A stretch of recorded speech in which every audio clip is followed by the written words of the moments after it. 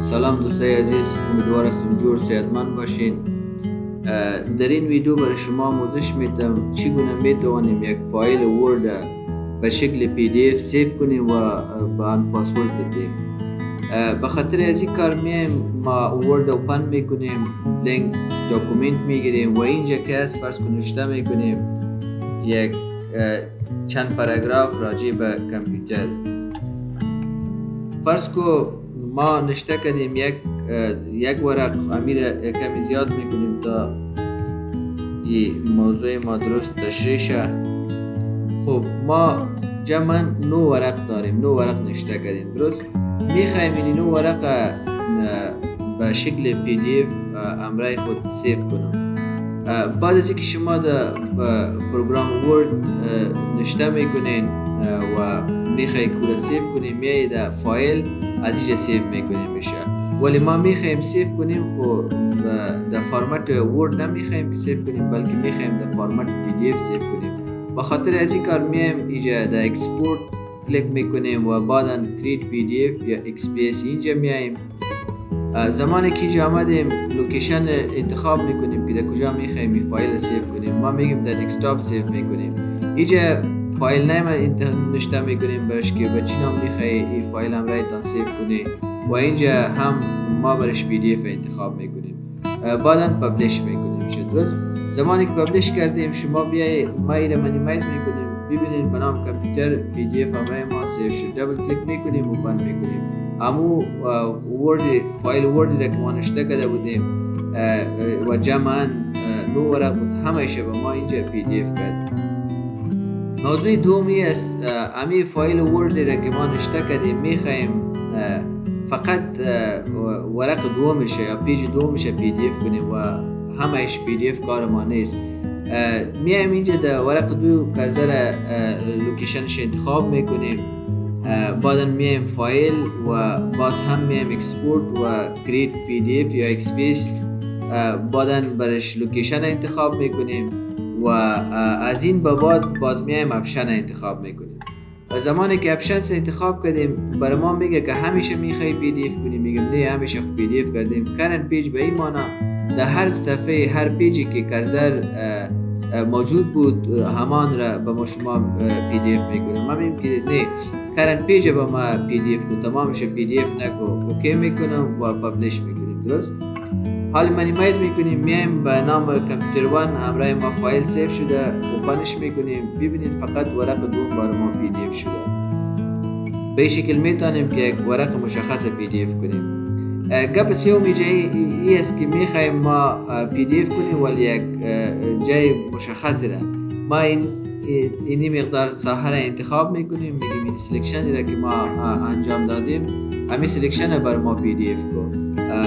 بعد از اون میایم فایل اکسپورت، میایم create PDF، میایم و اپشنز میایم و بعد از اون برش سلکشن انتخاب میکنیم. به این معنی که فقط جایی را که سلیکت کردیم امان را بر ما PDF و امرای دیگهش کار نداشته باشه. اوکی میکنیم و پبلش. بعد از این میایم منیمایز میکنیم، میبینیم شده است، یعنی کامپیوتر 2 امرای ما فایل سیو شده، PDF هم شده. دبل کلیک میکنیم، ببینید در نام ساحه سلکشن بر ما PDF کرده. باز هم میایم فایل ورد اوپن میکنیم، فایل میایم و اکسپورت میایم، create PDF میایم و اپشنز میایم، درست؟ موضوع چهارم هم پیجز است. پیجز به معنی ای است، من میگم مشخصا از پیج اول گرفته تا پیج پنجم برای ما PDF کو و همراه دیگه پیج های یا صفحه ها کار نداشته باشه. اوکی میکنم و پبلش میکنم، درست؟ منیمایز میایم. زمانی که منیمایز کردیم ببینید کامپیوتر 3 فایل همراه ما سیو شده، PDF هم شده. دبل کلیک میکنیم و اوپنش میکنیم، ببینید از صفحه اول شروع شده تا صفحه 5 برای ما PDF شده و متبقی پیج ها که است و PDF نشده است. باز هم میایم ما فایل ورد اوپن میکنیم و فایل میایم اکسپورت میایم create PDF میایم و اپشنز میایم. خب زمانی که ما این PDF کردیم حالا میخوایم که پاسورد هم بده میشه. اینجا گزینه آخر انتخاب میکنیم encrypt the document with the password. و اوکی میکنیم میشه. اینجا پاسورد برش میدیم، فرض که 33 پاسورد باید 6 حرف کم نباشه. بازم 33 یعنی کنفرم میکنیم میشه. اوکی میکنیم، بعد از آن پابلش میکنیم میشه. فایل نیم ما هم که سیو میشه، امرای ما در دسکتاپ سیو میشه. کامپیوتر 4 ایره پابلش میکنیم. زمانی که پابلش کردیم باز میایم ایره منیمایز میکنیم. ببینیم به نام کامپیوتر 4 امرای ما فایل سیو شده و پی دی اف هم شده. زمانی که دبل کلیک میکنیم اوپن میکنیم، برای ما اوپن نمیکنه. ما رو میگه که وقتی پاسورد شما دادین خود برای ما پاسورد بنویس تا برای ما ایره اوپن کنم. خب پاسورد ما چی بود؟ 33 درست. این از ما را پاسورد ما بود. اینجا کلیک کنیم برای ما نشان میده. درست.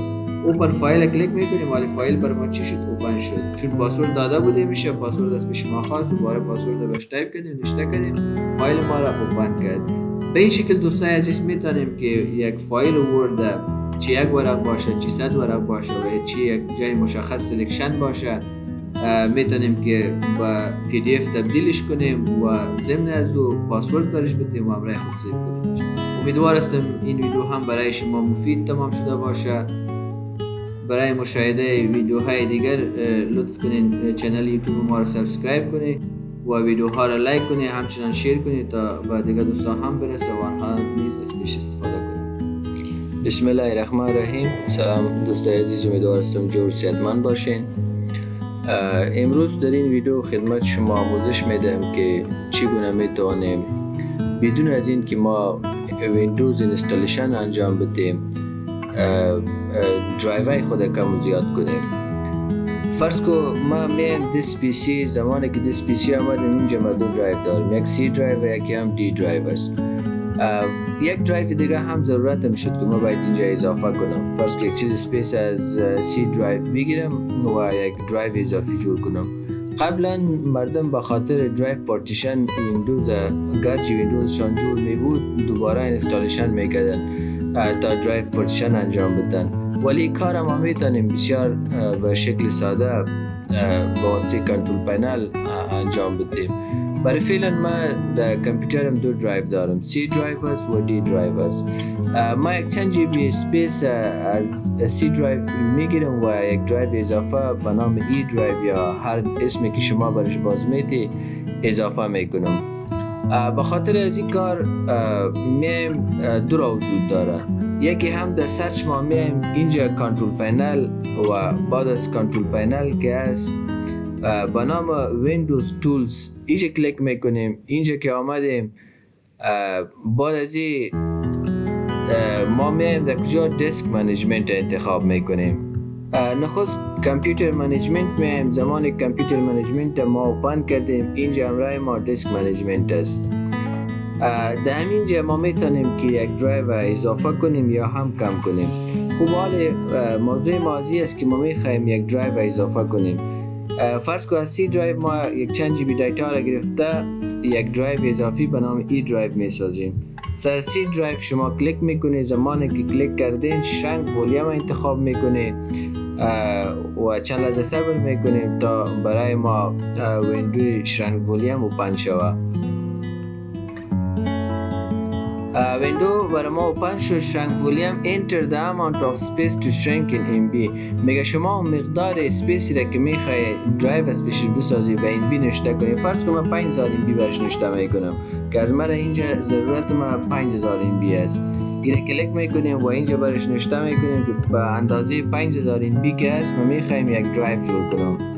5000 MB هم تقریبا بالاتر از 4 GB میشه، چون یک جی بی 1024 MB است و یک MB هم 1024 KB است. خب ما اماونت برش مشخص کردیم، میایم شرنک کلیک میکنیم. زمانی که شرنک کلیک کنیم اینجا برای ما یک درایو اضافه میشه. کمی برش منتظر میمانیم تا برای ما اسپیس سی درایو گرفته و یک درایو اضافه بسازه. دوستان ببینید 4 GB 4.88 GB این چیز کم 5 GB یک درایو امرای ما ساخته شد. شما در استارت بیایی. زمانی که در استارت عمل فایل اکسپلورر بیایی هنوز امرای ما آن نشده است. درایو ما ساختیم خب امرای ما هنوز آن نشده است. ایره کلوز میکنم، ایرم کلوز میکنم و ایره هم شما دست پی سی بیاین اینجا میبینیم یک بار که درایو اضافه شده یا نه. سی درایو و دی درایو است. ای درایوی را که ما میخوایم بسازیم و اسپیس از سی درایوش گرفتیم هنوز انیبل نشده است.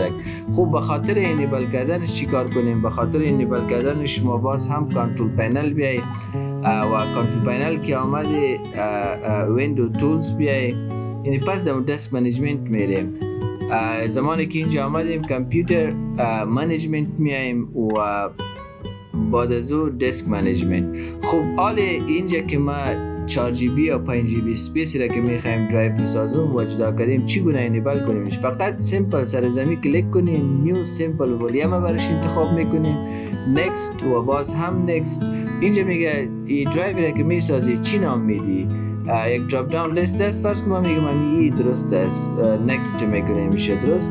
و زمانی که نکست کردیم اینجا ما میتونیم که برش ولیوم نیم هم انتخاب کنیم. فرض کنیم شتا میکنیم که مای داتا، هر نامی را که شما خواستی، یعنی درایو ای میسازم به نام مای دیتا، ای را هم برش نکست میکنیم و فینیش میکنیم.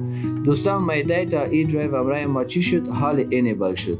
خب انیبل کی شد؟ ما ای را کلوز میکنیم، هم ایشه کلوز میکنیم. شما بیاید اسپیسی حالی میبینیم که امرای ما درایو اضافه شده یعنی. ببینید دوستان امرای ما مای دیتا به اسم مای دیتا ای درایو اضافه شده است و برای فعلا چی است؟ خالی است، امتی است، چیزی نداره. به این شکل ما میتونیم که بدون از اینکه ما ویندوز اینستالیشن بکنیم درایو پارتیشن انجام بدیم. خوب این کار خوب شد که ما یک درایو به خود اضافه کردیم. اگر خواسته باشیم که یک درایو اسپیس شه دوباره به یک درایو دیگه بدیم و درایو از بین ببریم ریموو کنیم، این کار چگونه کرده میتونیم؟ طریقش بسیار ساده و سیمپل. دوباره باز هم شما میای یا کنترل پنل و یا همین جمع نشته میکنیم که دسک منیجمنت میایم و این را سرچ میکنیم. زمانی که سرچ کردیم خوب امرای ما اوپن نشد، دوباره میایم اینجا و در اینجا سرچ میکنیم که برای ما چی بکار است. دسک منیجمنت. خب کریت این فرمت دسک دیجا کلیک میکنیم تا ما را در دسک منیجمنت بیاره. دوستان ببینید دسک منیجمنت بر ما اوپن شد. خب حال چی کار میکنیم؟ میخوایم که درایو دوباره از بین ببریم، ریمووش کنیم و اسپیسی که دیجا هست او را به سی درایو یا دی درایو بدیم. شما بیایم اینجا ای درایو است کلیک کنید. زمانی که کلیک کرده بعد از او شما میای دیلیت ولیوم. چی شد؟ امرای ما درایو از بین رفت. خب حالا میخوایم هم اسپیسی که اینجا اضافه مانده ای رو به یکی از دیگه درایو ها بدیم. بعد درایوی که دلتان است ما میخوایم دوباره به سی درایو بدیم. رایت کلیک میکنیم، این بار که است شما شرنک ولیوم به جایش اکستند ولیوم انتخاب کنیم. اکستند ولیوم که انتخاب کردیم نکست میکنیم، باز هم نکست میکنیم، باز هم فینیش. دوستا همو اسپیسی را که ما گرفته بودیم دوباره به سی درایو ما اضافه کردیم. خب حالا میایم دست پی سی شما ببینید که درایو ما حذف شده، یعنی درایو از بین رفته و اسپیسش دوباره به سی درایو آمده. به این شکل بدون از نیاز به که ما به خاطر دسک پارتیشن یا دسک منیجمنت دوباره ویندوز اینستال کنیم میتونیم از طریق کنترل پنل همی کار انجام بدیم، یک درایو اضافه کنیم و یا هم از بین ببریم. یک طریقه دیگر هم دوستان میخوایم خدمت شما ارائه کنیم در این ویدیو. چگونه میتونیم که یک درایو در حالی که در کامپیوتر ما موجود باشه او را هید کنیم، او را هم ما در دی درایو در کنترل پنل کرده میتونیم. شما میای دسک منیجمنت کدام درایو میخوای که هید کنی؟ دی درایو است، دی خیلی زیاد دیتا هم هست، این را میخوایم هید کنیم. رایت کلیک شما میکنید چنج درایو لیتر این پاد، اینجا میای اینجا که آمد یا اینجا ریموو میکنیش. که ریموو شد یس میکنه. دوستا این را ما ریموو کردم. حال شما بیای دست پی سی، زمانی که دست پی سی آمدیم تنها سی درایو اینجا است، دی درایو در حالی که صدها جی بی دیتا موجود است او را بر من اینجا نشان نمیده، چون ما از کنترل پنل از دسک منیجمنت هید کردیم. خوب ضرورت شد دوباره باید پس بیارمش. چگونه کار کرده میتونیم؟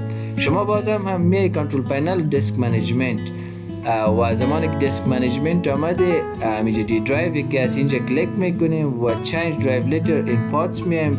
این بار که از اینجا ریموو و چنج کار نمیده، اد کنیم. اد که کردیم کدام درایو هید شده میگه دی درایو است. اوکی زمانی که اوکی کردیم درایو همراه ما دوباره انیبل شد، فعال شد و انهید شد. دس پی سی میایم میبینیم که انهید شده. انا دوستا ببینید اینجا همراه ما درایو دوباره آمده است و انهید شده. توسط دیسک منیجمنت ما همی دو کار بسیار مهم کرده میتونیم که دیسک پارتیشن انجام داده میتونیم بدون نیاز به دوباره اینستال کردن ویندوز و هید و انهید کرده میتونیم بازی درایو واره. امیدوارم دوستا از این ویدیو یک چیزی آموخته باشی. موضوع مهم بود. خیلی مطالبین و خیلی دوستا در این عرصه مشکل داشته بودن که چگونه ما درایو پارتیشن بدون از اینکه ویندوز اینستالیشن انجام بدیم ما این کار بکنیم. این طریقه ساده و آسانش بود. دوستای عزیز امیدوار هستم که چنل یوتیوب ما را سابسکرایب کنید تا باشه داینده هم خدمت شما ویدیوهای با کارآمد و مهم در عرصه تکنولوژی و کامپیوتر آماده بسازم. سلام دوستای عزیز، امیدوار هستم جور صحتمند باشین. در این ویدیو امروز برای شما آموزش میدهم چگونه میتوانیم مشخصات کامپیوتر ما را مشاهده کنیم یا پیدایش کنیم. از کامپیوتری که ما استفاده میکنیم یا زمانی که ما یک کامپیوتر جدید خریداری میکنیم ضرورت میشه که تا ما مشخصات کامپیوتر بدانیم، کوایف کامپیوتر بدانیم که دارای چی خصوصیات و چی مشخصات میباشه. به خاطر این کار طریقه مختلف وجود داره. طریقه ساده ایشی است که شما بیایید دس پی سی و اینجا رایت کلیک کنید. زمانی که رایت کلیک کردین شو مور اپشن سی را انتخاب کنید و با پراپرتیز بیایید پراپرتیز کلیک کنید. تماما جزئیات کامپیوتر ما اینجا برای ما داده میشه. استوریج کامپیوتر ما چقدر است، گرافیک کارت چی وضعیت است، رم 16 جی بی رم داره کامپیوتر ما، پروسسور است اینتل کور i7 است درست، دیوایس نیم ما ممتاز است، پروسسورش همچنان کور i7 تماما معلوماتی را شده، اینستال رم 16 جی بی. یعنی کلی معلومات اینجا برای شما ارائه میده. همچنان کدام ویندوز کامپیوتر ما اینستال است، ویندوز 11 پرو اینستال است، ورژنش چند است، کدام تاریخ اینستال شده. یعنی تماما معلومات بر ما اینجا ارائه میشه. این طریقه اولش است. طریقه دومش هم اگر ما بخوایم که حافظه کامپیوتر خود از دیگه طریق ببینیم هم امکان داره. شما دس پی سی بیایی رایت کلیک کنی و شو مور اپشنز بیایی دوباره منیج بیایی. زمانی که منیج آمدین منتظر میشیم تا ویندو برای ما اوپن شود. حالی که ویندو برای ما اوپن شد حالا اینجا میایم دسک منیجمنت انتخاب میکنیم. زمانی که دسک منیجمنت انتخاب کردیم اینجا برای ما هم معلومات ارائه میشه که هارد دیسک شما 476 جی بی از و دو درایو داری و هر درایو شما یک قدر اسپیس یا قدر حافظه جای را گرفته درست.